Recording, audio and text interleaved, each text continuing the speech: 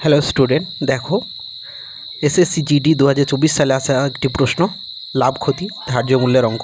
কি বলেছে, একটি জিনিসের উপর 50% ছাড় দেওয়ার পরেও 50% লাভ হয়, ছাড় না দিলে লাভের শতাংশ কত হবে? অর্থাৎ 50% লাভ মানে আমি ধরে নিলাম সিপি অর্থাৎ কস্ট প্রাইস 100 অর্থাৎ সেলিং প্রাইস 150।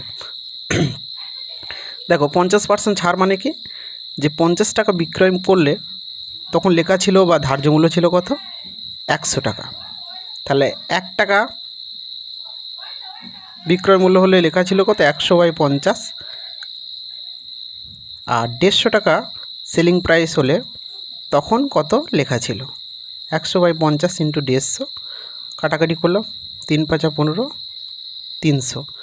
অর্থাৎ যখন আমার 150 টাকায় বিক্রি করেছিলাম তখন আমার লেখা ছিল 300, এবং তখন আমি কি ধরলাম, ক্রয় মূল্য 100, অর্থাৎ লাভ কত, 300 - 100, অর্থাৎ 200।